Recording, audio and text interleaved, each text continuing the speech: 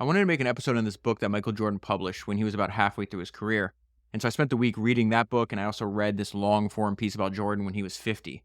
And when I was done with all that and I was just reviewing all my notes and highlights, I just wasn't as excited about it. I didn't think I had enough good information to actually make an episode. And so since that wasn't good enough, what I'm going to do instead is I'm republishing this episode that I made about Michael Jordan that I do love. And it's based on a book that I absolutely love and highly recommend you buy. It's called Driven from Within. And so even if you listened to this episode when it first came out 3 years ago, I would listen to it again. And if you haven't heard it before, then you're in for a treat. This is one of history's greatest competitors in his own words. And I just want to tell you about two quick things before we get into it. I'm hosting 2 more conferences this year. The first one is July 29th through the 31st in Scotts Valley, California. The venue is absolutely gorgeous. It is surrounded by beautiful California redwoods. The second one is in September 27th through the 29th in Austin, Texas, directly on the Colorado River in a secluded spot 15 minutes from downtown Austin. These events exist. I do this for one reason, to help you build relationships with other founders, investors, and high-value people. The last event, the event I did in March, sold out and was a massive success. People traveled all over the world to be there, and they left with new friendships, new business partners, new advisors, new customers, new investors, and new energy and inspiration.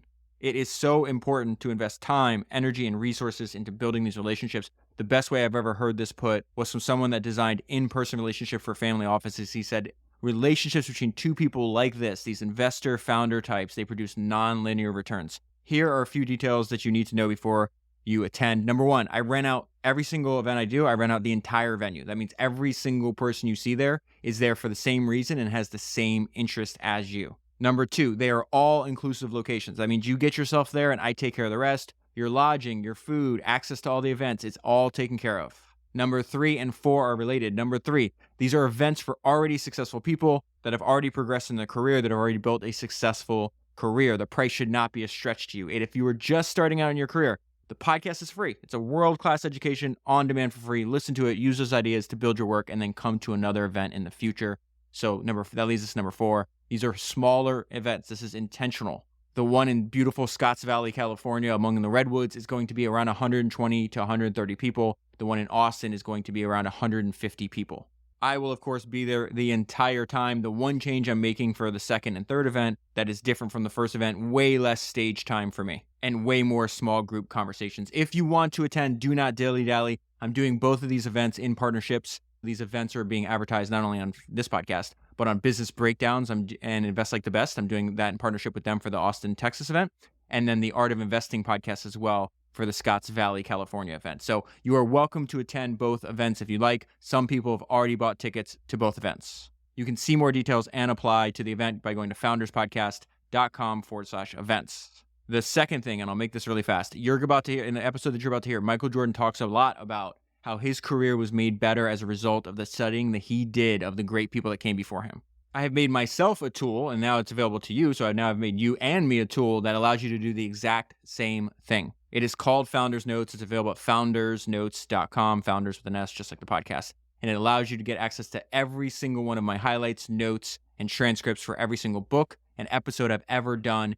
It's in one giant database that you can search. So you can search by keyword. You can have Sage, which is the AI assistant, search and synthesize the data for you. Or you can read highlights by book. An existing Founder Notes subscriber sent me this message this week. He says, Founder Notes is literally a compounding tactical advantage over my competition. So at the end of this episode, which you're going to hear me use Founders Notes to answer the question, how did history's greatest founders think about hiring?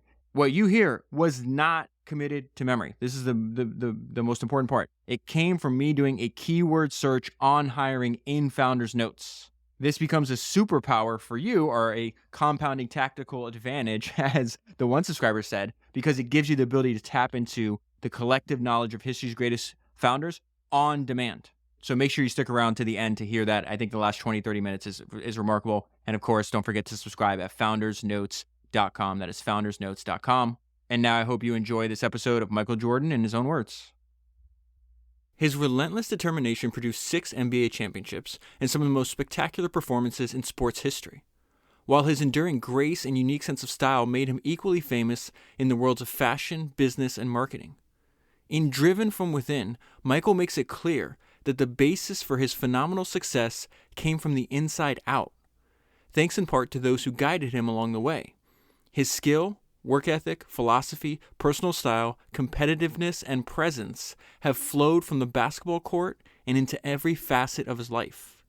Nearly 3 years removed from his last turn as an athlete, Michael's 20th Air Jordan shoe has helped push Nike's brand Jordan division to nearly $500 million in sales. This is a book about the power of collaboration and teamwork, the awe-inspiring energy generated when people combine their creativity and passion and a fearless desire to lead. Whether it's waking up at 6 a.m. to work on fundamentals as a high school junior, or spending hours with legendary designer Tinker Hatfield on the intricacies of state-of-the-art shoe design, Michael Jordan has never wavered in his desire to be the best. Everyone knows the results. In Driven from Within, Michael Jordan and those in his inner circle reveal the philosophy that made it all happen. So that is from the inside cover of the book that I'm going to talk to you about today, which is Driven from Within, and it was written by Michael Jordan and Mark Vancil. So I was not expecting to do this book right now. It's actually 200 pages into another book that hopefully will come in the next few days. But ever since I read that almost 700-page biography of Michael Jordan, I couldn't stop thinking about it. Just the ability to look into Michael Jordan's mindset and operating system really motivated me. It really fired me up, actually. And so I had read, briefly, the introduction to this book. And I was like, you know what?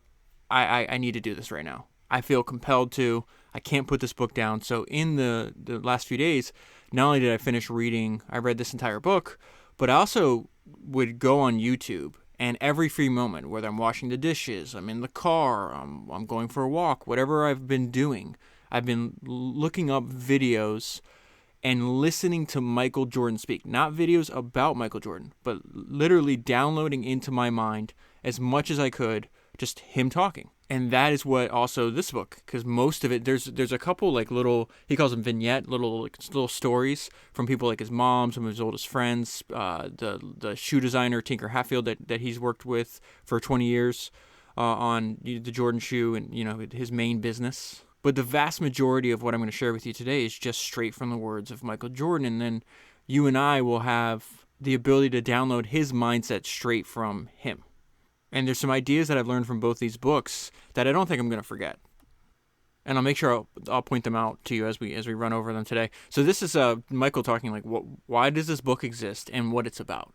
And what I'm about to read to you, remember, he's not talking about his playing career. He's talking about his business. And what's fascinating, so this book is, almost, 20 years old, something like that.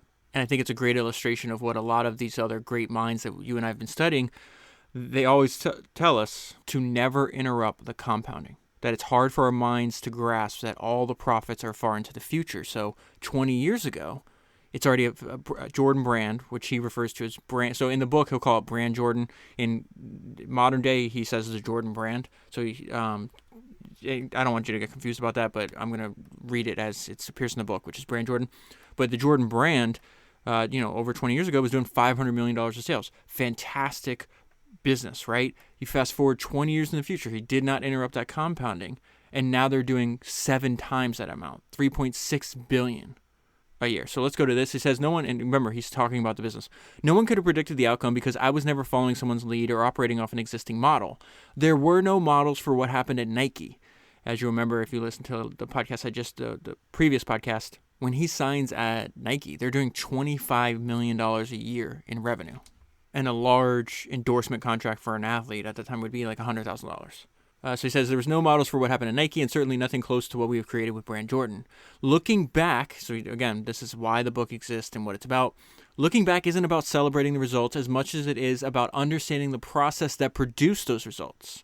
It's been about leading and staying true, authentic to those fundamental values that flowed downstream from my parents and later Coach Dean Smith. That's his college coach at UNC. Moving through the business world full time, I recognize that the structure of success is no different there than it was on the basketball court. Great companies have a lot in common with great teams. Players who practice hard when no one is paying attention will play well when everyone is watching. And so right there, what really surprised me is his complete dedication to practice, how much he talks about it over and over again. And that is one of the main ideas I learned from Jordan that I don't think I'll ever forget. It was so surprising to me. And it's something he's going to repeat over and over again. You know what? It just struck me when I was reading the inside cover to you a few minutes ago. And I didn't make the connection until, for whatever reason, it just popped in my mind there. But if you go back, you'll see, I've done an extensive amount of reading and studying of people like Steve Jobs, Jeff Bezos, Warren Buffett are the three that popped in my mind over decades of their career, right? And what's fascinating to me is how much they have a handful of ideas that they repeat over decades. Jordan shares that trait with them. There's a lot of things that he's saying when he's 35, when he's 40, that he's still repeating when he's almost 60 years old today. So let's go back to this. There's no shortcuts. I've always believed in leading with action, not words. And I learned very early to follow my instincts. This is, again, these ideas he's going to repeat over and over again. My standards have always been mine alone. I've never tried to live up to the expectations of others. And everybody knows the results. This book is about the process. The values that form the foundation of my playing career are the same values that define Brand Jordan. I truly believe those values never go out of style. So then he starts at the very beginning of the book asking a question. Will there be another Michael Jordan? Sure. There is no doubt a player will come along who will be able to build on what I've accomplished, just as I built on the example of great players before me. And then he talks a little bit about the growth of the NBA and the game since he's retired, and that there's obviously it's a way more successful as a business in general, a lot more fans, and so the rewards to the players are not only larger, but they come quicker, and he's not sure that's actually beneficial. So he's saying there wasn't a line of corporations looking to invest in young NBA players in 1984. It's often the other way around today, meaning that he had to prove that he had the ability to play, and then he got the rewards. He's saying that players today are being rewarded on future potential, and this is his opinion on why that could be potentially detrimental. It's often the other way around today, which makes it a lot harder for young NBA players to realize the depth of their potential. It's hard to spend all summer working on one aspect of your game when you've already received the payoff. I never had that problem. And so now he's going to go into what motivated him. I wanted to prove what I could do. This is something he repeats over and over again too. When my play started providing me with rewards, then I wanted to prove I deserved them. I never felt the desire to rest on what I had accomplished. I never felt like I deserved to drive a Bentley when I got my first contract or live in a mansion. There's actually a story I'm going to share with you later in the book, which talks about his. Really surprised me how financially conservative he was. I was not expecting that from him, and it's actually kind of funny what motivates him to be so conservative too, because he was terrified at the idea of ever having to get an actual job.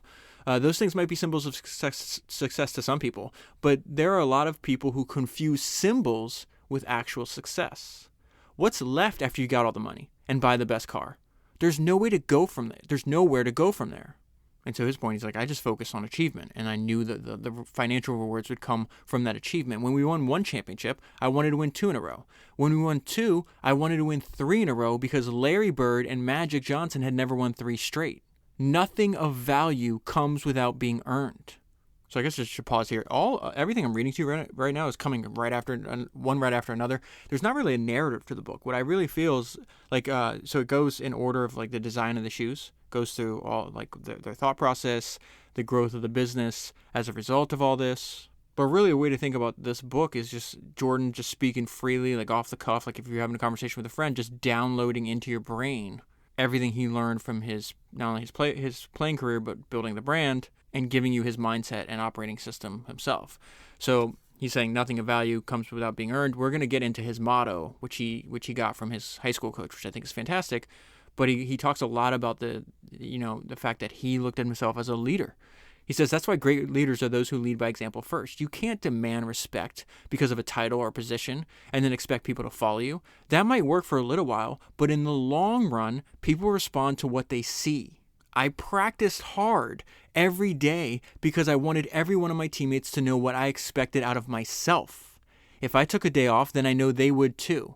Just like my high school coach used to say, it's hard, but it's fair. I live by those words. And then a few pages later, he's just got this great sentence, which really is just an echo of this idea that you and I have talked about over and over again, that the score takes care of itself. Another rather surprising thing I learned about Jordan.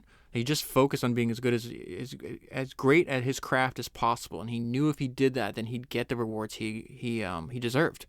I figured if I was good as I could be at playing sports, eventually it would pay dividends. I didn't know how, but my focus was to be the best player in whatever sport I played. That's all I ever thought about. So at this point in the book, he's still reflecting on his early life. This is about what his dad, we talked in the last podcast that, the fact that his dad told him, you're not good at anything, go in the house with the women, get out of here, really burned an extreme sense of motivation in him. And so there's two main ideas. I'm going to start this page on him talking about his father's opinion of him when he was a kid. But really the thing about Jordan, I think, is he's got two really good ideas on this page that he shares with other people. The shorthand on a note I left myself was have one speed, go. That is something I learned from Nolan Bushnell, the founder of Atari and Chuck E. Cheese. He was a mentor of Steve Jobs, hired a 19-year-old Steve Jobs. And he's like, when I gave Steve Jobs a job at Atari, he had one speed.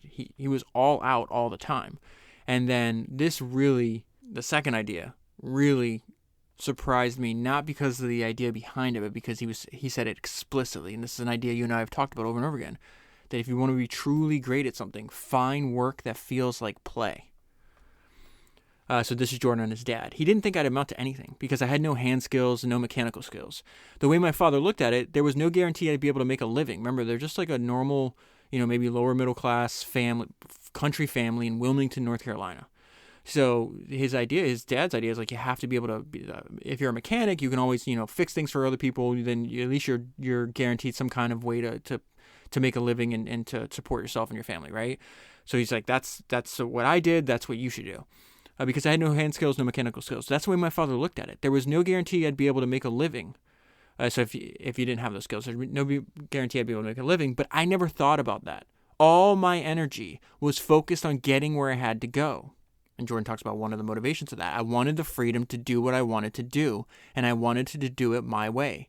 To this day, and this is shocking because Jordan is widely known for one of the greatest work ethics of any player in sports, in any sport ever, right? But he's saying, to this day, I don't enjoy working. I enjoy playing and figuring out how to connect playing with business. To me, that's my niche. People talk about my work ethics as a player, but they don't understand. What appeared to be hard work to others was simply playing for me. We were playing a game. Why not play as hard as you can? And so it's on this page. His mom is talking about stories from his childhood that this sentence might be surprising, right? Michael wouldn't have done anything if we didn't remind him, not when it came to sports, but just in doing chores, going to look for a job. He would have laid around and looked at the TV all day. And so I think a lot of people have that problem. Like, oh, I don't feel motivated. You're probably a driven individual in general. You just picked the wrong profession. If there's somebody out there that has to, they're dragging themselves out of bed, like, oh, crap, I don't want to go do what I'm about to do, then find something else to do. If you told Jordan, hey, I got to go work as a mechanic, I got to go sit in an office from 9 to 5 and answer emails, these are examples he's actually used in conversations, and I think they're also appear in this book. He's like, to me, that's torture. I'd have to force myself to do those things. I wouldn't work very hard at them. But if you say, hey, I have an opportunity to be a pro athlete, then I will work from the time my eyes open in the morning till I go to bed at night, and no one will have to push me from behind. But what's interesting is it wasn't always this way. So that leads me into the next section, where this is about his first mentor and a constant desire to improve his skills. And this is his high school coach. So there's a guy named Coach Herring. Coach Herring is the guy that gave him that life motto. It's hard, but it's fair. Coach Herring was the first one to see in me what I saw in myself. He picked me up every morning my junior year, took me to the gym before school, and worked me out. He was my pusher. He was one of the coaches who would just talk to you. You have to stay focused, MJ. You can't do this, MJ. Get your grades up, man. Get your grades up. Most days, I enjoyed it. Some days, I didn't feel like going. Remember this whole idea about I didn't feel like doing it, because he explicitly talks about your feelings don't matter. business is about service to others. When he is playing, he feels it's his obligation. Somebody paid their heart. They worked all week. They paid their hard-earned money to buy a ticket to watch me and to play, to entertain them. And to that degree, I think it's smart to have a motivation that's bigger than yourself, right? But his point is, it doesn't matter if my knee hurts, my ankle hurts, I don't feel good. I have an obligation because I'm serving other people to go out and give my best effort. So most days I enjoyed it. Some days I didn't feel like going. But those were the days that Coach Airing would push me. Eventually, Michael's able to play that role for himself, right? He made this big old poster with all the drills listed, and we went through them every single day. That's how it got started. I wasn't a great athlete at the time, but I wanted to be. I wanted to be admired. I wanted to be respected. I wanted the girls to respect me too. All of that drove me a lot more than most people think. I didn't have any status at the time. If that's what you saw, meaning, I wasn't the best player, wasn't excelling, I was going to prove you wrong. Just watch me. That was my mentality. And then he has an idea that I think is very, again, surprising, that he starts with low expectations. And then he'll tell you over and over again, you should be concentrating on the fundamentals. But what I found interesting is, like, he started with low expectations. But once he reached that low expectation, he didn't rest on his laurels, right? He picks the next target. But as he's moving up that progression, he's building confidence. So let's go into this. You'll see what I mean. My expectations were very low. I wanted to be the best player at the park in Wilmington. Then I wanted to be better than my brothers or the guys in my neighborhood. These were my expectations. Then he's talking about the progression. Make the varsity team in high school. Impress the coach. Get a 4-year scholarship to a major college. With each, and then he ends that sentence there. But if you think about it, he's like, go to college. Win a championship in college. Try again to win a championship. Go to the NBA. Spend 7 years trying to win one. Then I'll win 2. Then I'll win 3. And I was watching this other interview with him. And it was like real quick with a reporter, but they're like, hey, you've just won 3. Isn't that enough? He's like, enough for who? Might be enough for you, but he's like, no, there's always something else, something that's coming next. So it says, with each progression, I gain confidence. Then he talks about what he learned from his college coach. Coach Dean Smith's system wasn't about excelling at one phase of the game. He was about excellence in every phase of the game: scoring, rebounding, passing, playing defense. And so part of the progression that had to occur to get him to the next level was the fact that his high school coach lies to get him into a 5-star basketball camp. And before, Jordan's just isolated in North Carolina. He doesn't know how good he is, but his coach sees other people playing. He's like, you can play with these guys. So he winds up lying, gets him into the basketball camp. I'm not going to repeat stuff I already covered in the last podcast, but this was new information, was the fact that the guy running the camp was so impressed that originally Michael was only supposed to stay for 1 week. And so the guy running the camp, his name is Mr. Garfinkel, calls his parents and are like, don't pick up Michael. And so this is his mom, Michael's mom, relaying the memory. Each week we would sit and they're talking about, their finances were tight. They had to stick to a budget, figure out which bills we can pay this week, which ones we can. So we got this guy calling saying, hey, come, Michael needs to stay for a second week. We don't have the money for it. And this blew my mind. Each week we would sit down and figure out what bills we were going to pay. We had paid for 1 week of basketball camp when Mr. Garfinkel called. We told him we only had 1 week, called to say, hey, Michael needs to stay for another week. This guy's like, you don't understand. Your son's going crazy. So it says, he called. We told him we only had money in the budget for that 1 week. Mr. Garfinkel just let us have it. He told us we didn't know the skills of our son. I said, sir, that's okay. We paid for 1 week and we're coming to get him. He said, I'll give him the money. And then Michael jumps in and talks about what this camp gave to his confidence and his ability. Hey, I can play with the best people around. I'm as good as they can. Or excuse me, I'm as good as they are.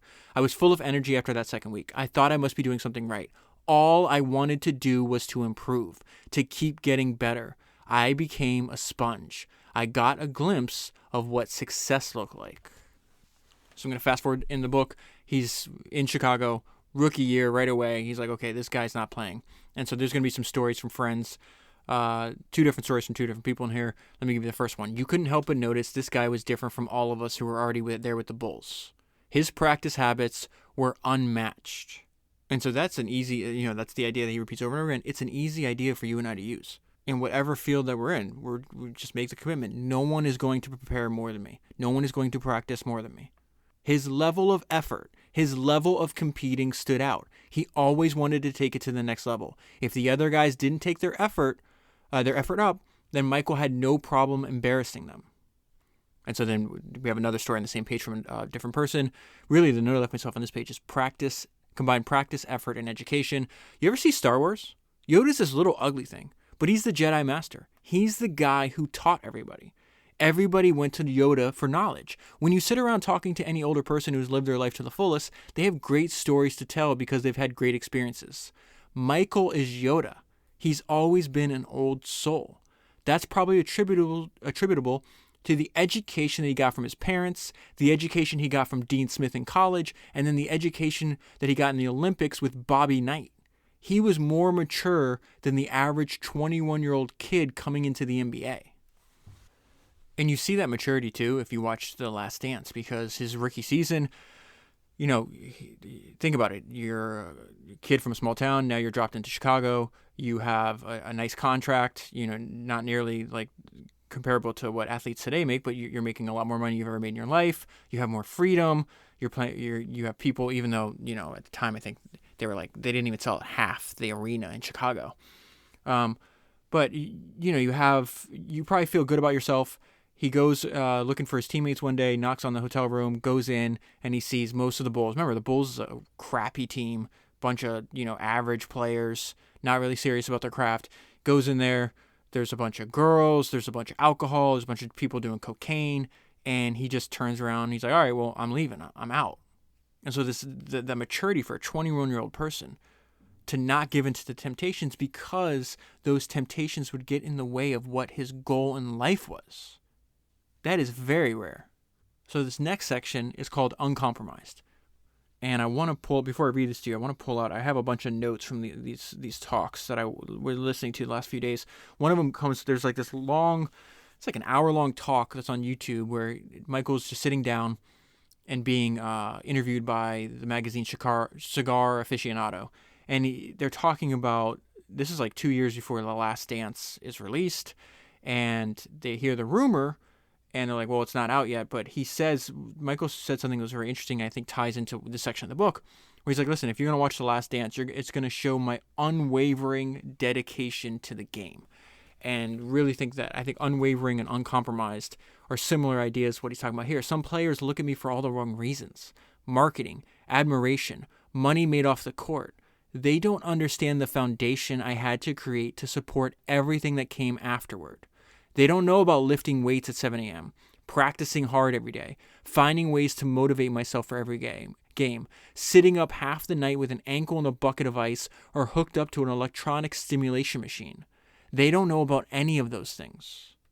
In a sense, my experience created a vision that obscured the hard work and commitment. With all the attention on the surface, it's easy to become confused about the source of the money and glamour. And the great maxim that I think would condense or distill what he's telling us here is the fact that the public praises people for what they practice in private. The public praises people for what they practice in private. They're seeing the money, they're seeing the private jet, they're seeing the commercials, they're seeing the championships. They don't see the hours of practice, the fact that I'm getting my knee drained, my ankle's messed up. I woke up at 7 a.m. this morning. I lifted weights before practice. I worked on drills after practice. And so he gets to his punchline here. You have to be uncompromised in your level of commitment to whatever you are doing, or it can disappear as fast as it appeared.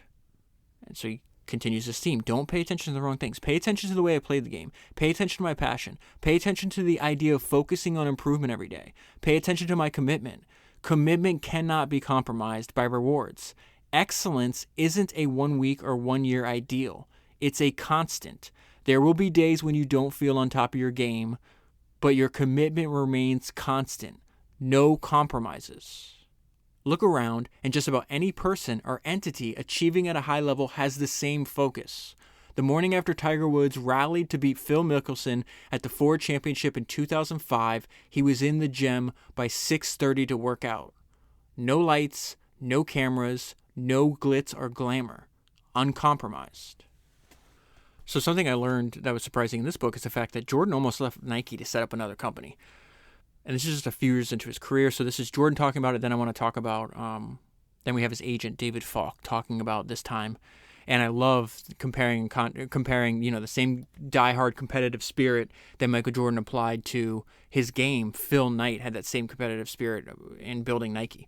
And so it says, so when my contract was coming up, he came to us and said, so he's talking about there's two executives at Nike, Peter and Rob, that were really like Jordan's liaisons to Nike. And so they wound up dipping out and saying, hey, why don't we start our own company? Like, you'll own the equity, like you can build the business. And so Jordan's talking about this. So when my contract was coming up, they came to us and said, let's go out on the edge. Let's do something different. Let's start our own shoe company. Peter was our lead designer, and I had worked very closely with him. And Rob was a very good friend of the family. And so Jordan's really about loyalty and personal relationships, so he was contemplating this. And so this is his agent talking about that. But Michael was at Nike, and it was becoming the most successful endorsement in the history of professional sports. To say that I was in shock would be an understatement of the century. First, I thought Rob was a really close friend, and to think that he would have done all this behind my back amazed me. Second, starting your own company seems the kind of thing, or it is the kind of thing that seems really sexy, rather, and exciting to a client because they're not seeing the downside. I had a meeting with Michael's parents who were very, very competitive, and I said, you don't understand. This is going to be like World War III for Phil Knight, and Phil is a very competitive guy. This is his number one talent leaving, and he's not going to say, no problem, you have my blessing, take my number one endorser, good luck. Phil is a competitive guy. Nike wanted to take over the world. Michael wanted to take over the world of basketball. So that drive was mirrored from one another.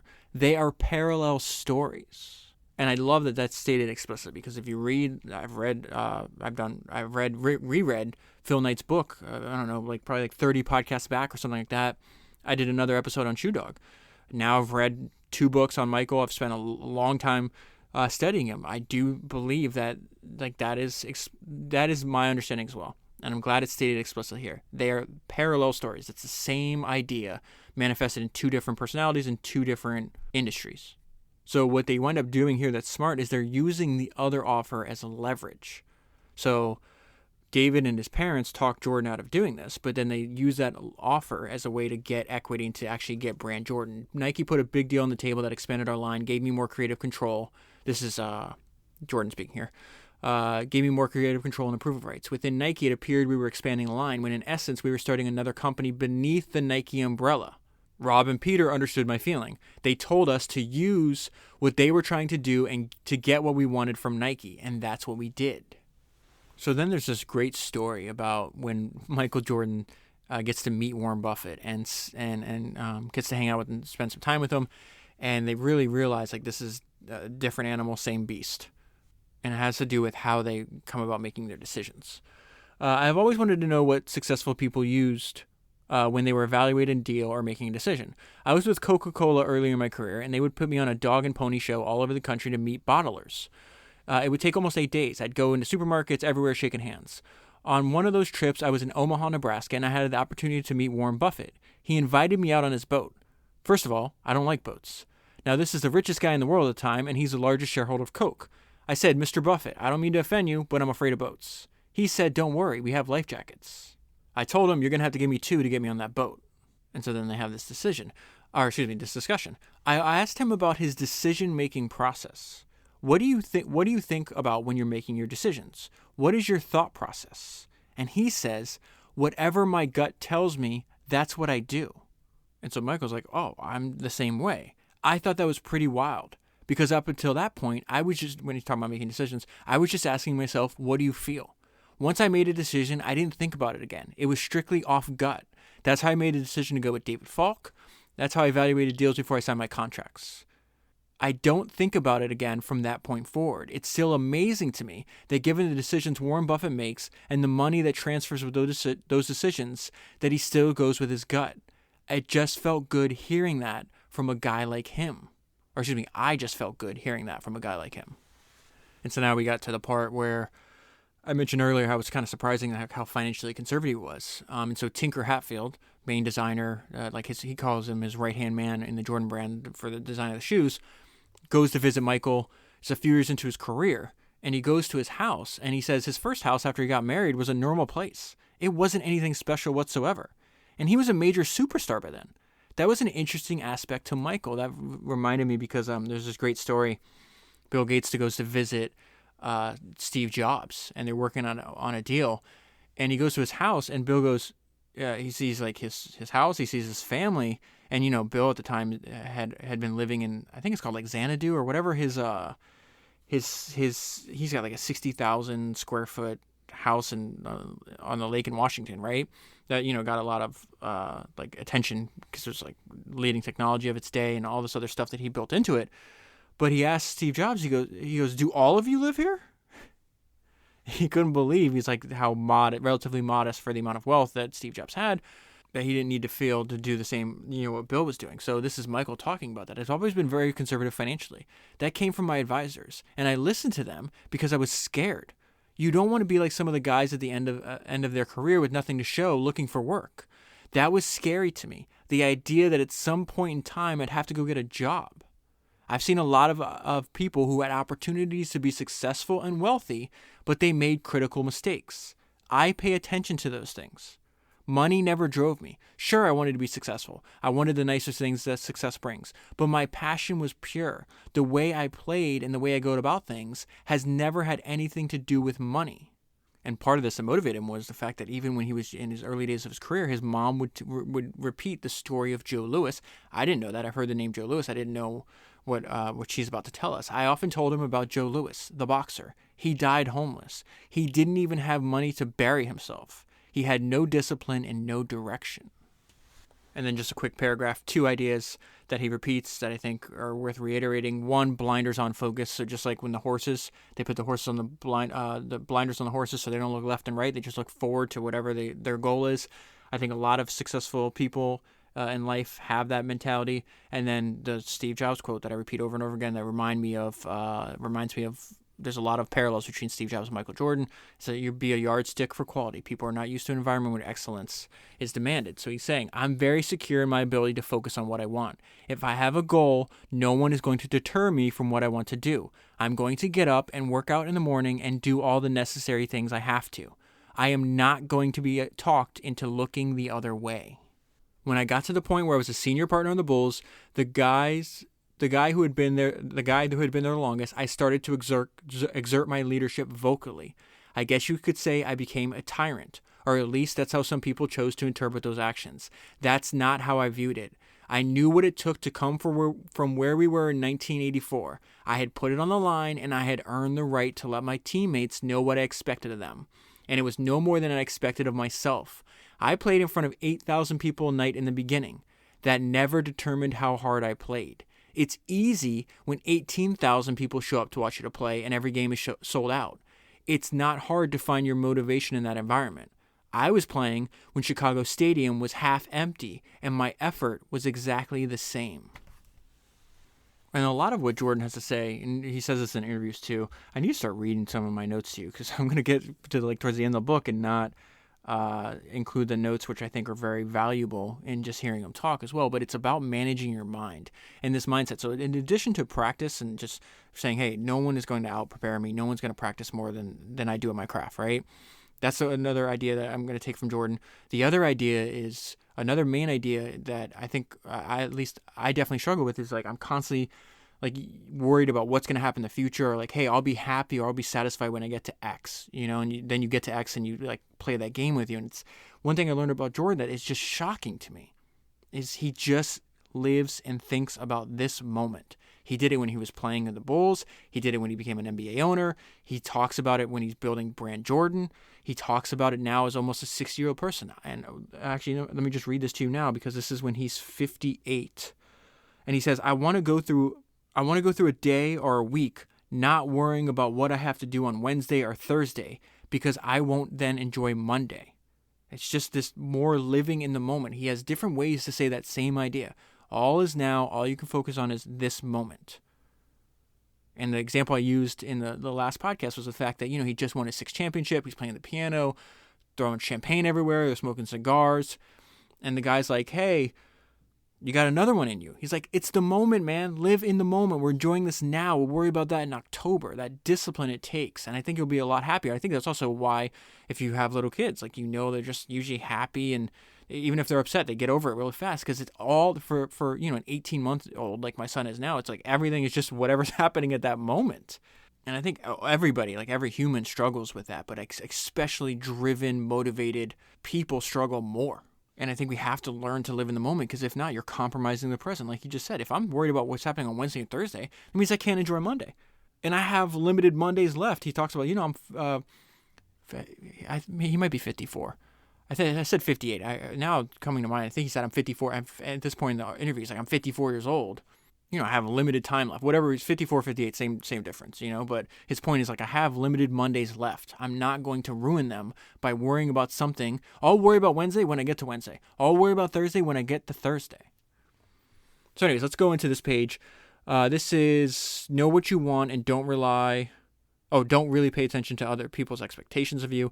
Another thing I learned from Kobe Bryant, too, because he was giving this interview with Ahmad Rashad, and he talked about, when you go through struggles, like, what about the fans' expectations of you? Is this question Ahmad Rashad is asking Kobe, and I love it because Kobe has like the stanky face. The stink is like, ugh.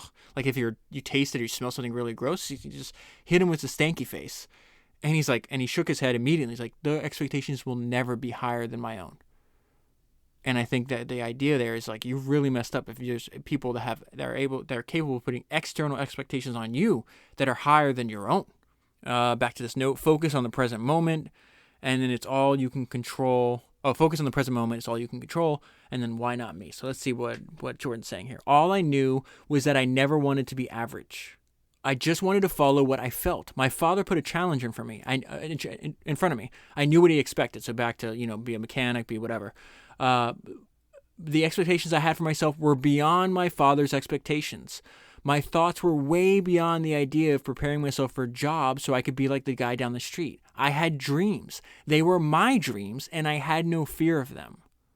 And this is an important sentence. I knew going against the grain was part of the process. I wasn't limited by someone else's view of how my dreams should look or whether they were reasonable or not. So then he talks about, like, what do you do after you identify the goal? Put all the work in and then let the future emerge.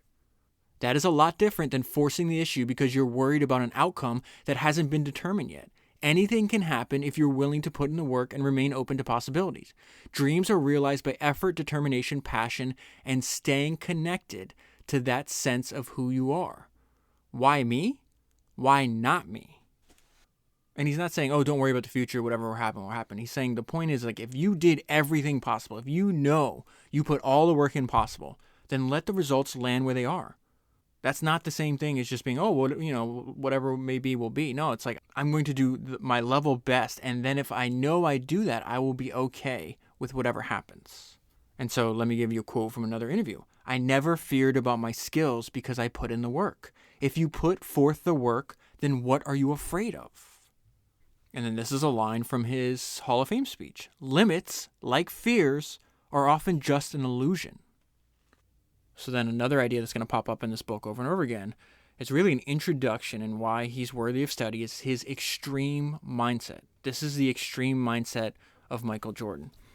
So he says, if you want to win, you have to pay the price. It's not complicated. If somebody didn't want to hear that from me, fine. Go play somewhere else. Come on, man. You might be sick, but you can still play. I remember when we were playing Detroit and one of our guys was bent over after getting hit. I said, don't let them see you in pain. You know why? Because they're going to do it again, and that's going to take your mind off what you need to be doing. Show that you can stand up to whatever they have to give. Let them know it's not affecting you, and they won't do it again. But every time you wimp out, you bitch about it, you cry to the ref, all I'm going to say is shut up and play. You know what they're trying to do. Don't let it happen. Play right on through that stuff. And so that is one of his main criticisms about the players that came after him. The fact that they don't look at it. They look at it's almost like there's an echo to what we learned from the great advertisers of the past. The fact that a lot of people say, hey, I made some tires. Buy my tires. It's like, no. You think the best ads is service first. It's like, what can I offer you? But Jordan's point was like they paid money for you to play, like you should show up and play, right? And what he's saying right here about you got to learn how to play through the pain, don't let people see you struggle, whatever the case is. For some reason, when I got to this section, it made me think of a paragraph that takes place in Henry Ford's autobiography, My Life and Work. Because Henry Ford had the same mentality about service first. You're serving your customer first, and your feelings and desires come second. And so he's writing these words almost 100 years ago, but it echoes exactly what Jordan's mentality was when he was playing basketball. I pity the poor fellow who is so soft and flabby that he must always have an atmosphere of good feeling around him before he can do his work. There are such men, and in the end, unless they obtain enough mental and moral hardiness to lift them out of their soft reliance on feeling, they are failures. Not only are they business failures, they are character failures also. It is as if their bones never attained a sufficient degree of hardness to enable them to stand on their own feet. There is altogether too much reliance on good feeling in our business organizations. And Michael's not just preaching this, like he actually lived this. So that's what gives his words, I feel, more weight. This is the continuation of this extreme mindset of Michael Jordan. A leader has to be willing to sacrifice to help everyone else get to where they need to go, where the team needs to go, rather. No one could take days off with the Bulls because I never took a day off. Horace Grant and I had a falling out because he wanted a day off here and there, and I would chastise him for it. That's what leaders do. They set a standard, and everyone has to live up to that standard. It is the same in every great organization. You have to rise to our level. We are not going to drop down to yours. I apply that standard to whatever I do. And this is his mom on the same page reflecting on this. Michael earned every bit of this. I tell people, do you know how many ice packs? Do you know about the ice packs on his knees? How he hobbled out of Chicago Stadium some nights, barely able to make it home. I remember that day in Utah. They call it the flu game, which we learned is the food poisoning game. I'll never forget that day I told him, don't play tonight. You were too sick. And what did he do? The best came out because you find that little bit of strength where you keep going when you keep going. That's determination and focus. The idea that he wasn't going to give up until he had given his last. That is life. Give it your best and all other good things will come to you. Then a few pages later, there's just two ideas that are conveyed in two sentences that I want to bring to your attention. And this is Tinker Hatfield describing what it's like to work with Jordan. He's just deadly, coolly efficient. And then Jordan talking about how he approaches everything, which I love. I focus on the little things. Little things add up to big things. And for some reason, when I was reading this page in the book, it made me think of, I did this two-part, it's like one of the longest episodes of Founders. It's the Peter Thiel episode. I think it's back in the 30s or something like that. I read Ryan Holiday's book, Conspiracy, which I thought the storytelling in that book was fantastic, and then Peter's book, 0 to 1. And there's something, I heard Ryan on a podcast one time. He was doing like the book tour, doing these interviews to publicize the release of that book. I think that's probably how I found the book. Anyways, he said something about Peter Thiel's approach to the conspiracy, to get revenge against somebody that he felt wronged him. And he's describing the whole arc of that book and all the different decisions that had to go into, from Peter's perspective, the successful outcome. And the sentence was, it was ruthless efficiency and hyper-competence. That's the same description of Michael Jordan as well. Now remember, the point of studying Michael Jordan and people like him is because, it's not like the person walking around, the average person, has anywhere close to this extreme mindset that Jordan does. This is an example of that. This guy telling a story has been Michael's friend for 25 years. And this is Michael Jordan's You Can't Ride the Fence story. This is crazy. I was really close to Ralph Sampson. Ralph had a big Puma contract. When I would go up to Boston with Ralph, we'd go to the Puma warehouse. I would do the same thing when I'd go out to Nike with Michael. They'd say, whatever you want, pick it out and we'll ship it to you. I had my closet separated out, half Puma, half Nike. Michael comes to my apartment. We're getting ready to go out and he says, man, it's kind of cold. Can I borrow one of your jackets? I said, sure, go in the closet. He went in there and saw everything separated out. He's in there a little longer than necessary, and he comes out of my room. He has taken all of my Puma stuff out, brought it to the living room, and laid it on the floor. He goes into the kitchen, gets a butcher knife, and literally cuts up everything. This was like his second or third year in the league. He literally took a butcher knife to it all. When he's done, he picks up every little scrap and walks it down to the dumpster. He then says, "Hey dude, call Howard tomorrow and tell him to replace all of this. But don't ever let me see you in anything other than Nike. You can't ride the fence." That's how Michael thinks. Now we're going to fast forward in the timeline. This is Jordan talking about his time on the Dream Team. And so one of the sentences that stuck out from last week's book, or the last book, was that Jordan had been surprised to learn how lazy many of his Olympic teammates were about practice. And then he says something, or the author says something that just gives me goosebumps, gives me chills. They were deceiving themselves about what the game required. Think about the extreme mindset of Michael Jordan.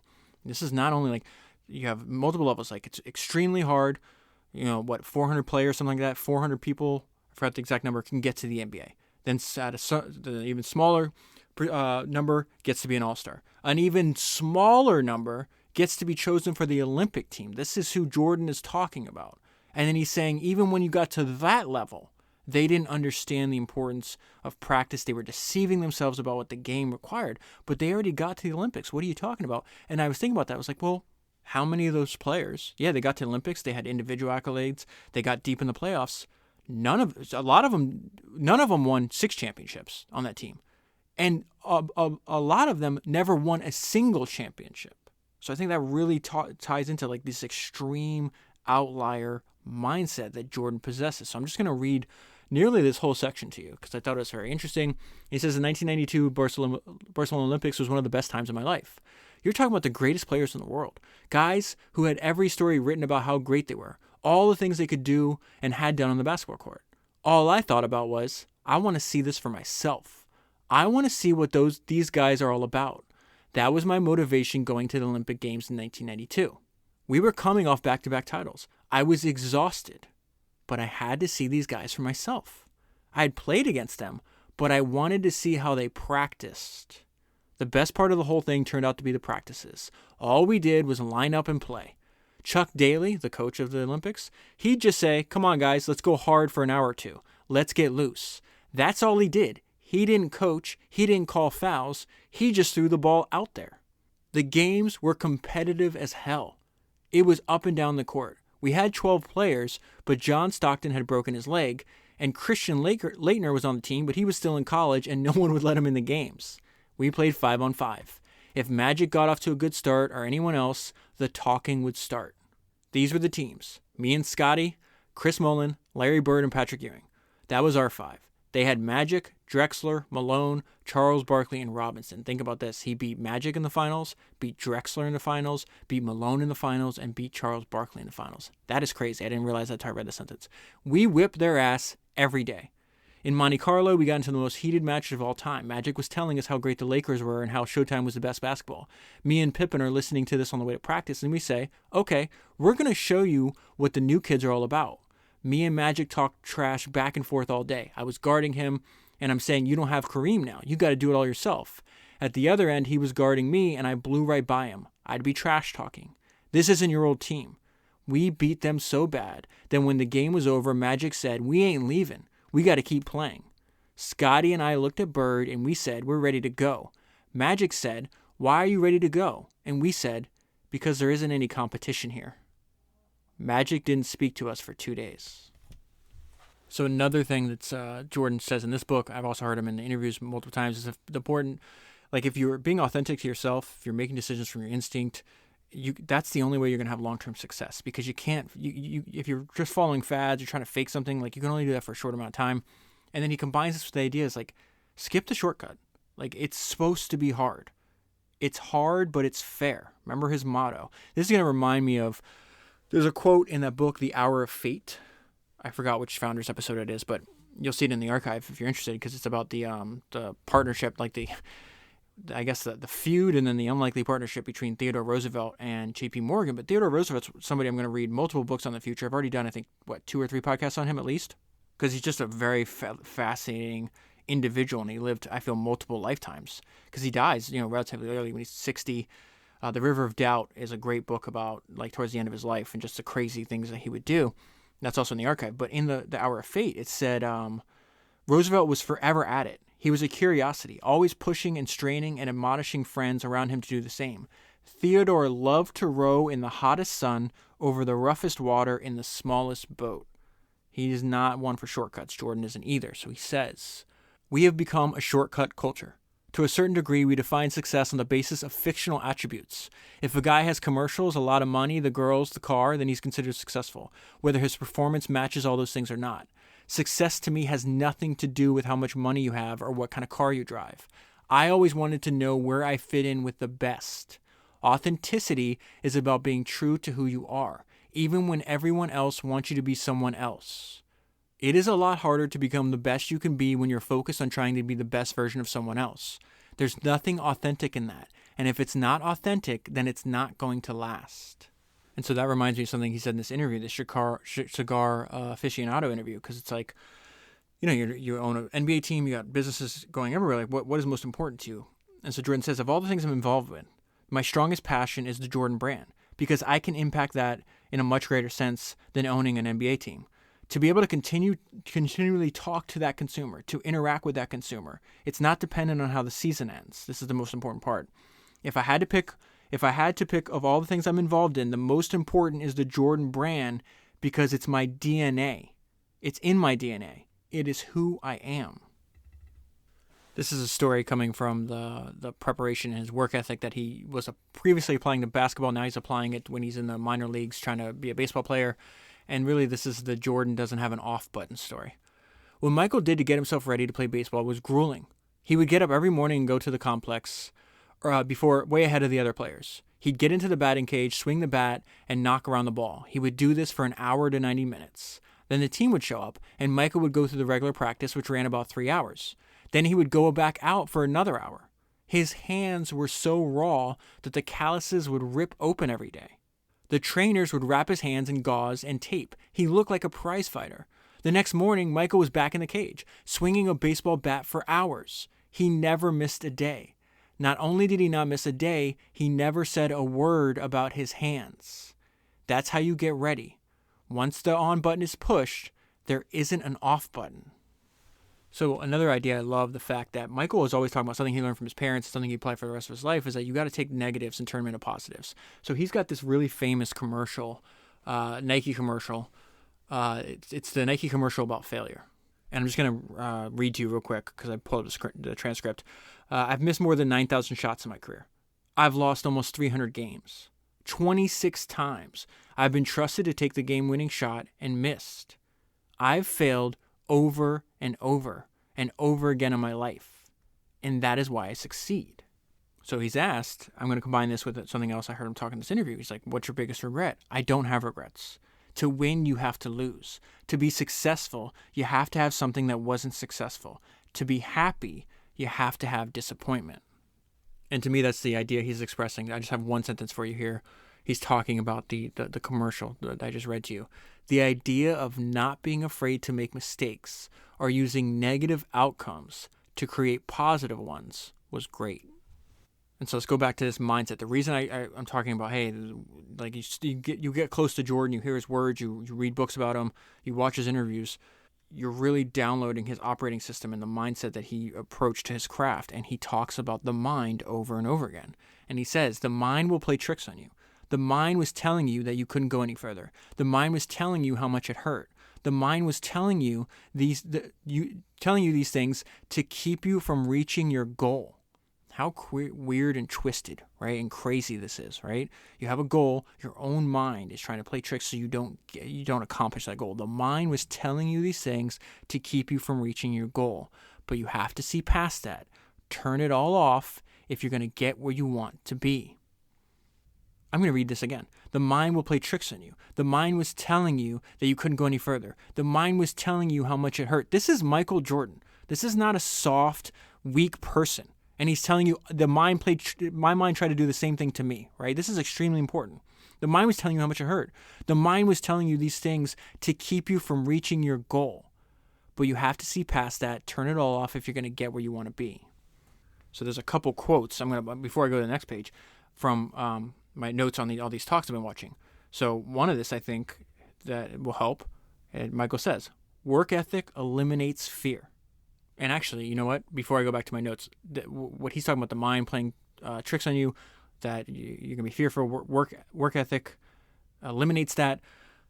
Jeff Bezos, in the next page, Jeff Bezos, what Michael's about to tell us reminded me of what Jeff Bezos said. He says, Jeff says, stress primarily comes from not taking action over something that you can have some control over. So Michael is saying, I was as prepared as I could possibly have been for that moment. I couldn't go back and practice a little harder. I knew I had done the right things to prepare myself for that situation. One way or another, I knew I was prepared to be successful.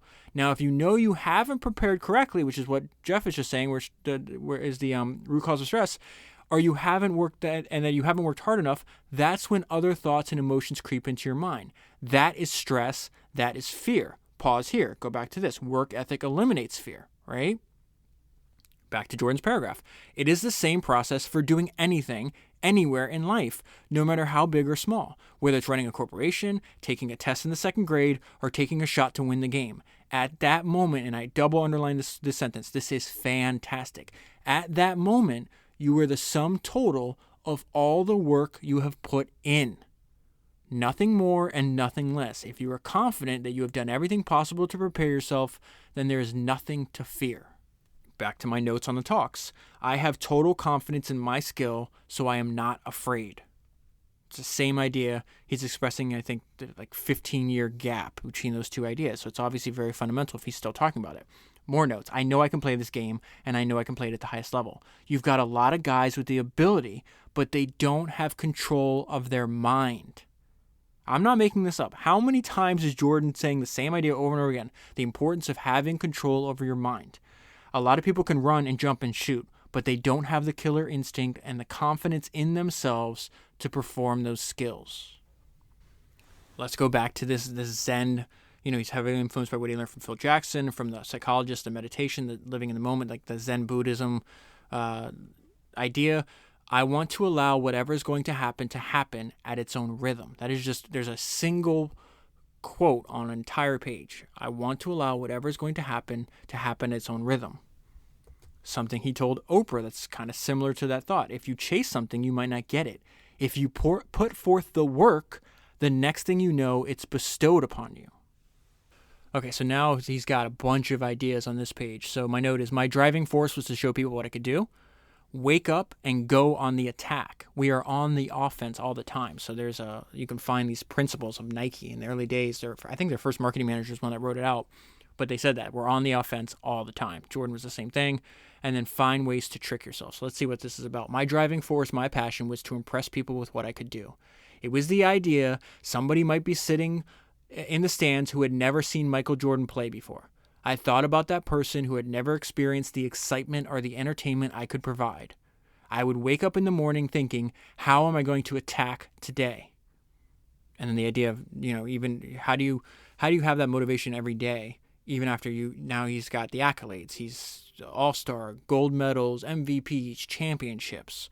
You got to trick your mind. You got to play games with yourself. I never knew what my motivation would be until something during that day. It wasn't easy as I went along because I had accomplished so much. I had to trick myself. I had to find a test within the test. I look at these kids today and they don't know how to trick themselves. They don't even understand the need to find a way to get yourself ready to play at that high level every night. And now we're going to see that, again, he's holding everybody else to a high standard, but not a higher standard than he held himself. And so this section reminded me of that quote I say to you all the time because I think it's extremely important to know. It comes from founder of Four Seasons, Izzy Sharp. Excellence is the capacity to take pains. Before I read this section to you, let me read some more quotes from these interviews that I think are echoing what I'm about to read to you. Remember earlier, he's saying, I'm not going to fall down to your level, right? My competitive drive is far greater than anyone else I've ever met. We have a goal, a vision to obtain. Sometimes you have to do it when you're tired. It's a test of your will to succeed. So how does this relate to what's happening? He's talking about when he's playing on the Wizards, goes from being GM to going down and trying to get to know the players. At Washington, Kwame Brown said I was hard on him, and I was. Because I never believed he had ever tried to push himself. He had developed bad habits, and I don't believe in bad habits. Tomorrow's kids are going to have to see someone playing hurt, see someone practicing the day after winning a championship. We have to provide examples so they can relate to that ideal. Otherwise, we'll lose the gap. that it starts to fade away. And 20 years from now, you'll never see someone play sick or get out on the floor with a sore ankle. So on the same section, we have a friend of his add to what Michael's saying here. I saw a guy sitting on the training table for 2 weeks with a sprained ankle. Michael had a back spasm one day, and we literally had to carry him off the floor and drive him home in the bed of a truck because he couldn't move. They gave him treatments, and they gave him heat treatments and cold treatments all night long, and he played the next night. He had fluid drained off his knee. I don't know how many times. One night, he had 22 cc's of fluid drain. Do you know how much that is? And that was before the game. So again, I think Michael's words resonate because they're not just words. He's not telling you, hey, Scott, you have a migraine, get in here. Hey, your back is hurting, because in The Last Dance, Michael encouraged him to play, even he's like, just go out there and be a decor. That wouldn't work if he didn't do it himself. And so what did he say? You have a goal, don't you? You have a vision to obtain. Well, sometimes you're going to have to do it when you're tired, and sometimes you're not going to feel well. You have to do it anyways. It's a test of your will to succeed. Let me go back to my notes. There's another thing he says in this other interview. If you love something and your goal is to be successful, there's a certain price you have to pay. There's a certain accountability you have to hold. Later in that same interview, he says, everything comes with a price. And I'm going to read the last note I have on this, and then I'll just finish with the book. Because really, this is something he said about his dad, and he's saying it 25 years after his dad was murdered, right? And part of the reasons founders exist is, of course, we want to learn how they thought about work, the ideas they had. They spent 40, 50 years over their career. They've obviously picked up useful information that is useful for future generations. But work is just a smaller part of life. It's really how to learn how you have a great life. And so outside of the work relationships, I think about the personal relationships a lot because these are life stories. They're not just work stories, right? And really, something that I feel like I've benefited greatly from reading these books is understanding the profound impact that the relationships, how your relationships with other people affect their journey in life. It could be your close friends, obviously your kids, your life partners, your spouses, whatever it is. But there's he just has a few sentences here. There's just two ideas that jumped out at me is the fact that, he's having this discussion 25 years after his dad died. So the impact that you're going to have if you have kids now, or maybe you have kids in the future, how important that relationship is to your kid, and know that's going to affect what you do with them. Your actions are going to affect their lives long after you don't exist anymore. And then Jordan's ability to process and to get control of his mind and to take one of the most negative things that could ever happen to a person and say, hey, I didn't have control over it. I didn't want it to happen, but moving forward, it's going to have a positive impact on my life. He says, so this is him when he's asked about his father 25 years after he died. I had him for 32 years. I never look at it from a negative sense. So he's talking about, yes, I wish he was still here, but I had him for 32 years, right? Obviously, he was murdered. I think about him practically every day.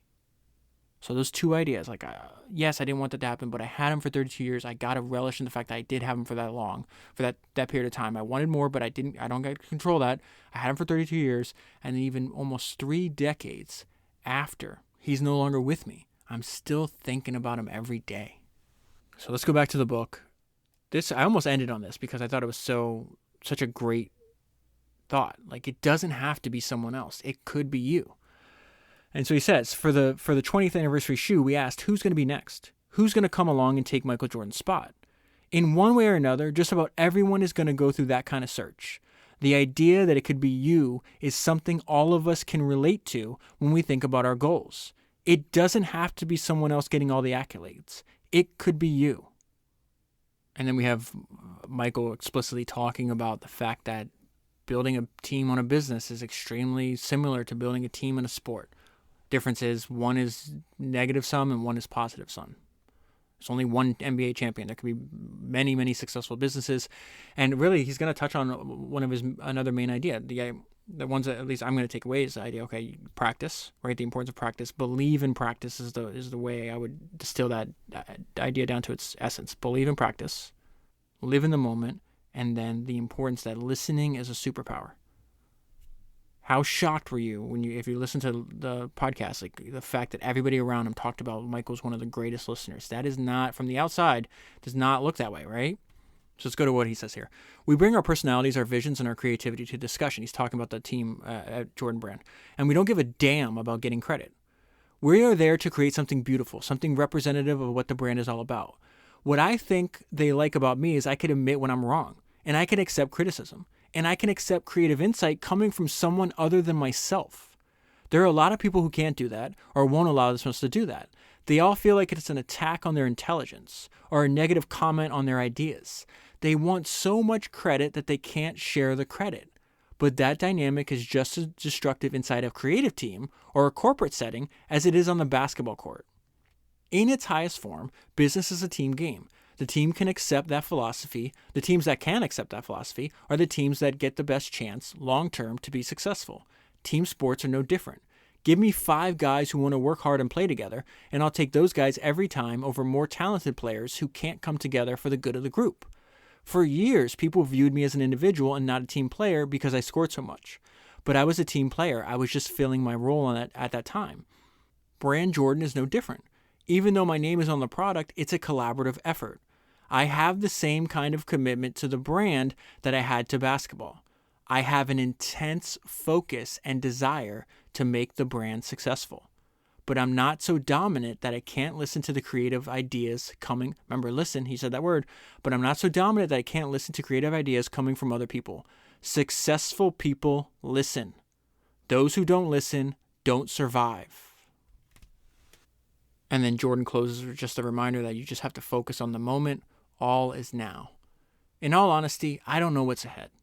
If you ask me what I'm going to do in 5 years, I can't tell you. This moment, now that's a different story. I know what I'm doing moment to moment, but I have no idea what's ahead. I'm so connected to this moment that I don't make assumptions about what might come next because I don't want to lose touch with the present. Once you make assumptions about something that might happen or might not happen, then you open up the possibility of making mistakes. You start limiting the potential outcomes. I don't make assumptions. I know what I know, and I deal with my life based on what's happening right now. And that is where I'll leave it. To get the full story, buy the book. If you buy the book using the link that's in the show notes, you'll be supporting the podcast at the same time. That is 213 books down, 1,000 to go, and I'll talk to you again soon. Okay, so what you're about to hear is this question I was asked a few months ago. I actually recorded this a few months ago. They asked, how did history's greatest entrepreneurs think about hiring? All the answers. People think I have a better memory than I actually do. You know, if people say, oh, David, you have a great memory. My wife would laugh at that because I forget things all the time. It's not that I have a good memory. It's I reread things over and over and over again. Every single answer, every single reference you're about to hear in this 20-minute mini episode came from me searching all of my notes and highlights. That option is now available to you. If you like what you hear, if you think it's valuable, if you're already running a successful company and you want an easy way to reference the ideas of history's greatest entrepreneurs in a searchable database that you can go through at your convenience anytime you want, then you can go to foundersnotes.com and sign up. I want to start out first with why this is so important. There's actually this book that came out in like 1997. It's called In the Company of Giants. I think it's episode 208 of Founders. It's 2 Stanford MBA students, if I remember correctly, and they're interviewing a bunch of technology company founders. And in there, Steve Jobs is one of them. This is, right, I think even before he came back to Apple. And they were talking about, well, yeah, we know it's important to hire, but in a typical startup, a manager or a founder may not always have time to spend recruiting other people. And I first read this Steve's answer to this, 2 years ago, and I never forgot it. I think it's excellent. I think it sets up why this question is so important, and you should really be spending, especially in the early days, like basically all your time doing this. In a typical startup, a manager may not always have the time to spend recruiting other people. Then Steve jumps in. I disagree totally. I think it's the most important job. Assume you're by yourself in a startup and you want a partner. You take a lot of time finding a partner, right? He would be half of your company. I'm going to pause there. This idea of looking at each new hire as a percentage of the company is genius. Why should you take any less time finding a third or a fourth of your company or a fifth of your company? When you're in a startup, the first 10 people will determine whether the company succeeds or not. Each is 10% of the company. So why wouldn't you take as much time as necessary to find all A players? If three out of the 10, were not so great, why would you start a company where 30% of your people are not so great?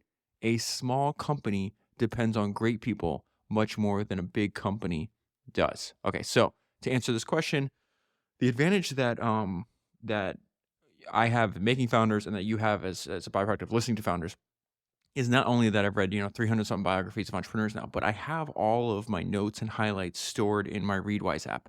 And that means I can search for any topic. I can look at the past highlights of books, or I could search for keywords. So what I did is, first of all, like what I've started to do with these AMA questions is I read them, decide which ones I'm going to do next, and then think about it for a few days.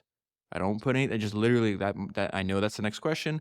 Just let my brain work on it in the background for a few days.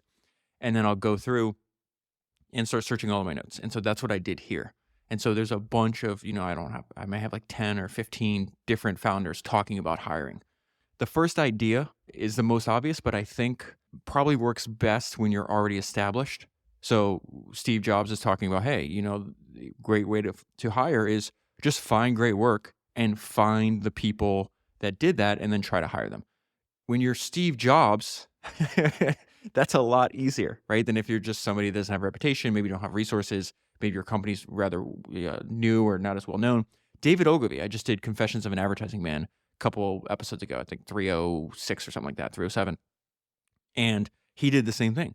But he's David Ogilvy at that point. So he'd go through magazines, find great advertising, great copywriting, and he'd write the person a letter and then set up a phone call. And he says he was so well known and, he's one of the best in his field that he wouldn't even have to offer a job, just the conversation. Then the person he'd want to hire the person, never mention it, and the person would apply to him.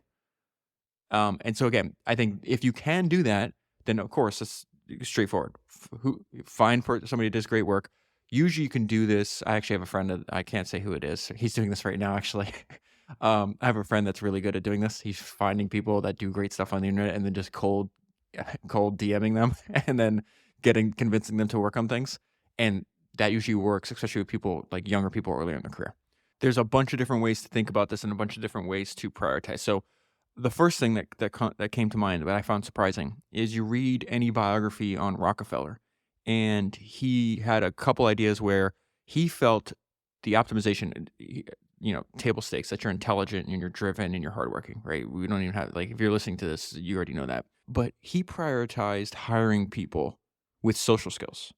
And so this is what he said: the ability to deal with people is as purchasable a commodity as sugar or coffee. And I pay more for that ability than any other under the sun. There's the second part to this though. And this also works well if you have access to more resources. Rockefeller would hire people as he found talented people, not as he needed them. It's not like, okay, Standard Oil has 6 open spots, let's go find 6 candidates, right?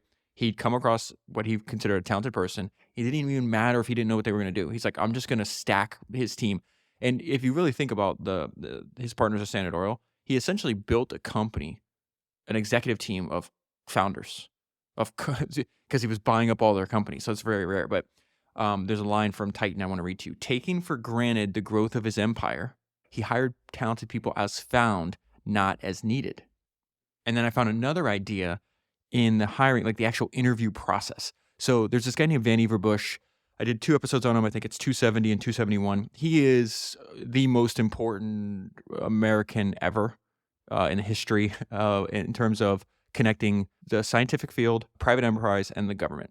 The most important person to keep alive for the American war effort was FDR. The second one was Vannevar Bush. Vannevar Bush is like the Forrest Gump of this historical period. He is involved in everything from the Manhattan Project to discovering like a young Claude Shannon to building a mechanical computer. Like this guy literally has done, he pops up in these books over and over again. If you were reading about American business history during World War II and post-World War II, you are going to come across the name Vannevar Bush over and over again. I read his fantastic autobiography called Pieces of the Action, and I came across this weird highlight. And so this is his brilliant and unusual job interview process. And so he's talking about this organization he's running called AMRAD. At AMRAD, I hired a young physicist from Texas named C.G. Smith. The way I hired him is interesting. An interview of that sort is always likely to be on an artificial basis and somewhat embarrassing. So I discussed with him a technical point on which I was then genuinely puzzled. The next day, he came in with a neat solution, and I hired him at once. Here's another idea. This is from Nolan Bushnell. Nolan Bushnell is the founder of Atari, founder of Chuck E. Cheese, and Steve Jobs' mentor. He hired Steve Jobs when Steve Jobs was like 19 at Atari. He would ask people their reading habits in interviews. This is why. One of the best ways, his whole thing was he wanted to build all of his companies laid on a foundation of creative people. So that's what he's looking for. He's like, I need creative people. One of the best ways to find creative people is to ask a simple question. What books do you like? I've never met a creative person in my life that didn't respond with enthusiasm to a question about reading habits. Actually, which books people read is not as important as the simple fact that they read it all. I've known many talented engineers who hated science fiction but loved, say, books on birdwatching. A blatant but often accurate generalization. People who are curious and passionate read. People who are apathetic and indifferent don't. I remember that's such a great line, and I obviously agree with it. I remember I'm going to read it again. A blatant but often accurate generalization. People who are curious and passionate read. People who are apathetic and indifferent don't. I remember one particular woman who, during an interview, told me that she had read every book that I had read. So I started mentioning books I hadn't read, and she had read those too. I didn't know how someone in her late 20s found this much time to read so much. But I was impressed. I was so impressed that I hired her right there and assigned her to international marketing, which was having problems. This is why I'm reading this whole section to you. A job with a lot of moving parts benefits from a brain that has a lot of moving parts. It wouldn't be possible to have read that many books without such a brain. So do you see what I mean? Like, we start with Steve Jobs saying this is the most important thing that your role as the leader of the company and the founder to do, right? And it's so important to study, and this is why I'm glad this question exists, and why I'm glad that I took the time and I had like the foresight to like, hey, I should really organize my thoughts and notes, because there's no way I would have remembered all this without being able to search my readwise, right? But you have Rockefeller saying this is what's important to me. You have Bush saying this is how I hire. Now you have Nolan Bushnell saying, well, here's another weird thing that I learned. Let me go through what Warren Buffett says about this. So this is about the quality. One thing that is consistent, whether it's Jobs, Buffett, Bezos, Peter Thiel, this just pops up over and over again. They talk about the importance of trying to find people that are better than you. The hiring bar constantly has to increase. Now, obviously, the larger the company gets, that's impossible.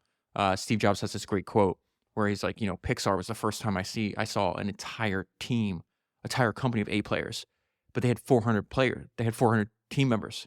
He's like, at the time, Apple had 3,000. It's like, it's impossible to have 3,000 A players. So there is some number that your company may grow to where you're not going to have thousands of A players.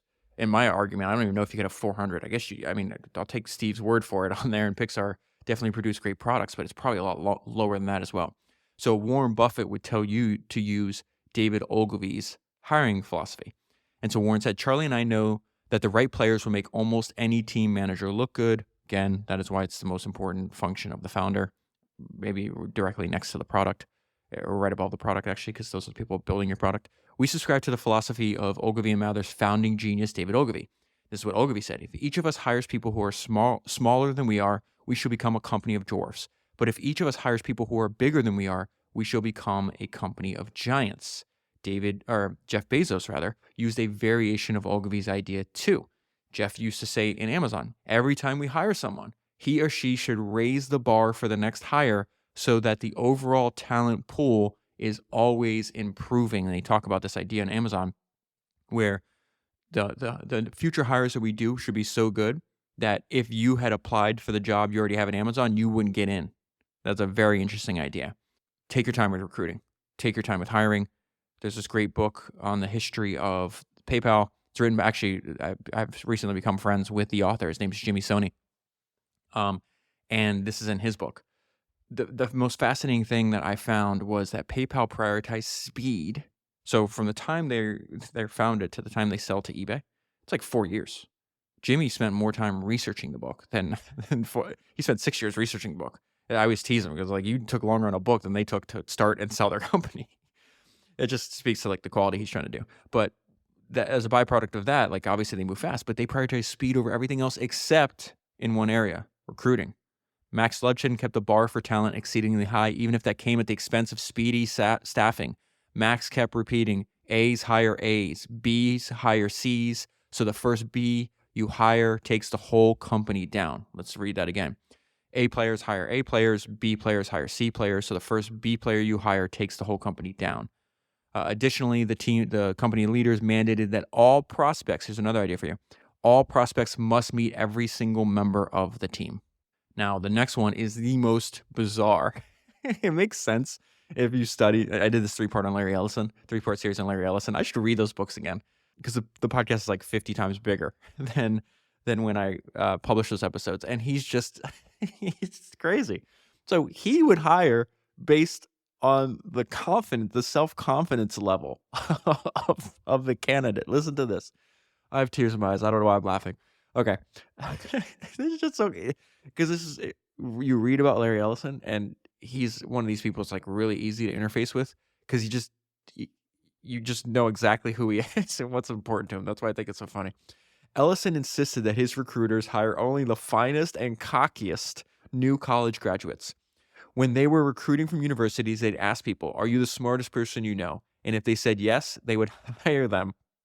If they said no, they would say who is, and they would go hire that guy instead. I don't know if you got the smartest people that way, but you definitely got the most arrogant. Ellison's, and this is why, the personality of the founder is largely the culture of the company. Apple is Steve Jobs. Apple's just Steve Jobs with 10,000 lives, right? I was just texting a founder friend of mine. He listens to the podcast. I actually met him through the podcast. And he's going through this process of self-discovery. Like he's already started a bunch of companies that are really successful, but he's like, I think I'm more of this type of founder than the other type of founder. And that's good that he's doing that because he's hopefully his next mission is like his life's mission, you know? And you can't get to your life's mission unless you figured out who you are. Ellison knew who he was. Ellison's swaggering, combative style became a part of the company's identity. This arrogant culture had a lot to do with Oracle's success. Here's another odd idea for you. Izzy Sharp, the founder of Four Seasons, actually could figure it out that in his business, which was hotels, right, that hiring the right person could actually be a form of distribution for his hotel. He gave me the idea because of what? What do we know? What do you and I know in our bones? That history's greatest founders all read biographies. They all read biographies of people that came before them and took ideas from them. Izzy Sharp is trying to build Four Seasons. What do you think he did? He picked up a biography of Cesar Ritz, the guy that Ritz-Carlton is named after, arguably the greatest hotelier of all time. And when he realized that, oh, shit, Ritz, he says, remembering that Cesar Ritz made his hotels world famous by hiring some of the foremost chefs, we decided to do something similar. So what is he talking about? Cesar Ritz went out and partnered with Auguste Escoffier. What Cesar Ritz was to building hotels, Auguste Escoffier was to French cooking. And so what happened is you partner with world famous chefs, people come into your restaurant that's in the hotel because they're world famous chef, and now they know about your hotel. That leads to more activity in your restaurant that you own, but also leads to more brand recognition of your hotel. And then as a byproduct of that, more people staying at the hotel. So hiring as a form of distribution. This is fascinating. That is a fascinating idea. Okay, here's the problem. You can identify great people, right? Maybe they even want to come work. Like you've identified them, you've sold them, hey, this is our mission, this is what we're doing. And yet, humans have complicated lives. They have spouses. They have kids. They have a reason maybe they can't move across the country to work for you, even though they want to. So there's a problem-solving element that you see in these books you have to solve. Like you've already identified the person, you've recruited them, they can't go for some other reason. Okay, well, the great founders are not going to take no for an answer. I read in this book called Liftoff, which is about the first 6 years of SpaceX. This is what Elon Musk did. They had anticipated his friend's issue. Having convinced Musk they needed to bring this brilliant young engineer from Turkey on board, it became a matter of solving the problem. His wife had a job in San Francisco. She would need one in Los Angeles, right? Because that's where SpaceX is at the time. These were solvable problems, and Elon's better at solving problems than almost anyone else. Musk therefore came into his job interview prepared. About halfway through, Musk told the guy that he wants to hire, so I heard you don't want to move to LA, and one of the reasons is that your wife works for Google. Well, I just talked to Larry, and they're going to transfer your wife down to LA, so what are you going to do now? To solve this problem, Musk had called his friend Larry Page, the co-founder of Google. The engineer sat in stunned silence for a moment, but then he replied, given all that, he would come to work at SpaceX. That's really smart. There is another idea when you're promoting. Are you going to promote from within or from without? You know, that's dependent on you, depending on what's going on. I do think this is interesting, though. There's this guy named Les Schwab who built this really valuable chain of like tire companies in the Pacific Northwest. I actually found out about him because Charlie Munger's like, hey, you should read this biography. He said it in he didn't say it to me personally. He said it to in like one of the Berkshire meetings that to study. Les Schwab had one of the smartest financial incentive structures of any company that Charlie Munger had come across. So this is what Les Schwab did. He didn't want to hire other people from other companies because they might come with bad habits. He liked to train his own executives. And so he says, in our 34 years of business, we have never hired a manager from the outside. Every single one of our more than 250 managers and assistant managers started at the bottom changing tires. They have all earned their management job by working up. And then another thing, if you're going to hire the best of the best and A players don't like to be micromanaged. And so this came in Larry Miller's autobiography called Driven. He owned like 93 companies all throughout Utah, car dealerships, movie theaters, all kinds of crazy stuff. But he also owned the NBA team, Utah Jazz. And what was fascinating is he's trying to recruit Jerry Sloan as the coach at the point. And Jerry Sloan would only take the job on one condition, and I really like it. I really like this idea. If you hire me, let me run the team and business, right? That's what you're hiring me for. One of the best things we had ever done was hire Jerry Sloan as coach. At the time, he said, I'm only going to ask you for one thing. If I get fired, let me get fired for my own decisions. If you hire me, let me run the team/business. Here's another idea from Thomas Edison that I think is fascinating. Really, the way I think about a founder is like you're developing skills that you can't hire for. You're going to hire for everything else, but you shouldn't be hireable. And Edison wasn't. Edison, expressing his views on the preeminent role of applied scientists, which that's what he considered himself, coined the expression, I can hire mathematicians, but they can't hire me. And so when I read that paragraph for the first time, the note I left myself was develop skills that you can't hire for. Capitalism rewards things that are both rare and valuable. Estee Lauder would give you advice that you need to hire people aligned with your thinking and values. Hire the best people. This is vital. Hire people who think as you do and treat them well. In our business, they are top priority. So this idea is like, that seems kind of weird. Like hire people who think like you. There's obviously not one right way to build a business. I think that your business should be an expression of your personality and who you are as a person at the core. And so I think there is an art to the building of your business. And the reason I use the word art, I don't mean in like a hoity-toity, pretentious manner. That's not me at all. I don't even care about art at all, really. I mean that you're making decisions not just based on economics. Like there are non-economic important decisions based on how you're building your business. Like you could probably make more money doing a decision A, but decision A goes against who you are as a person, or you just don't like it, or it's just not as elegant or beautiful. And so therefore you don't do it. So that's what I mean about, hire people who think as you do. And for whatever reason, when I read Estee Lauder say that, I was like, okay, that there's like this art to what she's doing. One thing that's going to be helpful in recruiting, this comes from Peter Thiel. I think this is the book 0 to 1. Understand that most companies don't even differentiate their pitches to potential recruits and to hiring. So therefore, like they're just going to, as a byproduct of that, you're going to wind up with a lower overall talent base. And so he says, what's wrong with valuable stock, smart people, or pressing problems? Nothing. But every company makes these claims.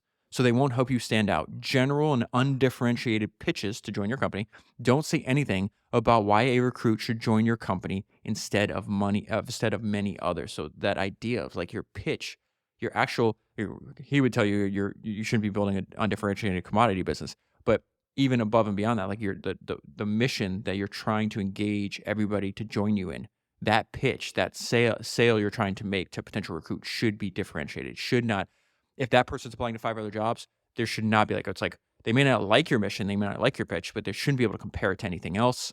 Another quote from Nolan Bushnell: hire for passion and intensity. That's what he would do, or that's what he did when he found Steve Jobs. If there was a single characteristic that separates Steve Jobs from the mass of employees, it was his passionate enthusiasm. Steve had one speed, full blast. This was the primary reason we hired him. And one thing that all these founders have in common is that they know how important hiring is. And when something's important, you do it yourself. This is, again, Elon Musk on hiring. He interviewed the first 3,000 employees at SpaceX. That's how important it was. One of Musk's most valuable skills was his ability to determine whether someone would fit his mold. His people had to be brilliant. They had to be hardworking, and there could be no nonsense. There are a ton of phonies out there, and not many who are the real deal, Musk said of his approach to interviewing engineers. I can usually tell within 15 minutes, and I can for sure tell within a few days of working with them. Musk made hiring a priority. He personally met with every single person the company hired through the first 3,000 employees. It required late nights and weekends, but he felt it was important to get the right people for his company. And then to close on this, we started with Steve Jobs telling us why it was so important and why it should be a large part of how you spend your time. And now we'll close with what you do after. What do you do after you hire the person? This is what he says. It's not just recruiting. After recruiting, it's building an environment that makes people feel they are surrounded by equally talented people and their work is bigger than they are. The feeling that their work will have a tremendous influence and is part of a strong, clear vision. So that is the end to that 20-minute mini episode. I just re-listened to the whole thing. And it really does, I think it's a perfect explanation and illustration of why I think Founder's Notes is so valuable. Because some of those books I haven't read in 5-6 years. And just the ability to have a searchable database of all these ideas, like this collected knowledge of some of history's greatest entrepreneurs to reference and then contextually apply to our own businesses. It's nothing short of, it's magic. That's really the way I think about it. I think it's a massive superpower. It gives me a massive superpower. I couldn't make the podcast without it. I also think if you have access to it, it'll make your business better. And so if you're already running a successful business, I highly recommend that you invest in a subscription. And you can do that by going to foundersnotes.com.